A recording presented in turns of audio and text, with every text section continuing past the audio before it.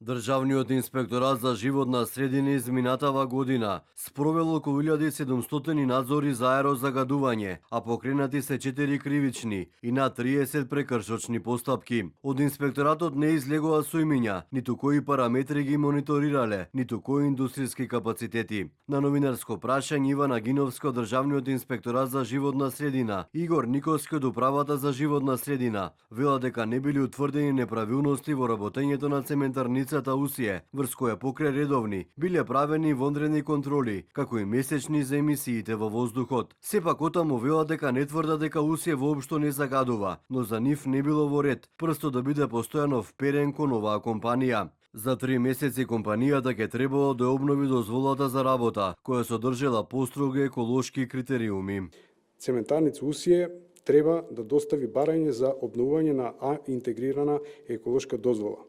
Постапката ќе офати одредби од Законот за животна средина, кои се однесуваат на издавање на интегрираната еколошка дозвола, учество на јавноста, услови, имплементирање на најдобро достапните техники. Во текот на 2025 година се извршени 6 надзори на овој правен субјект, од кои 2 редовни и 4 вонредни инспекцијски надзори од различни државни инспектори, при што кај сите надзори не се утврдени неправилности во работењето на овој правен субјект. Од Зелен Хуман град и од невладината Стоп за Усие ги оспорија наодите. Бараат 24 часовен јавен мониторинг. Според нив месечните извештаи не може да ги покажат аномалиите на компанијата. Праша и каде се јавно достапните податоци од дневните мерења на сите 10 оџаци на Усие. Високи представници, конкретно бивш директор на Државниот инспекторат за животна средина, кажа дека доколку се најави надзорот во која било инсталација, вклучително и Усија, во кој било капацитет индустријски,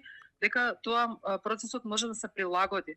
Тоа значи дека може да има можност, потенцијал, самиот индустријски капацитет нешто да направи и да не покаже дека ги надминал вредностите според дозволата кои му се дозволени.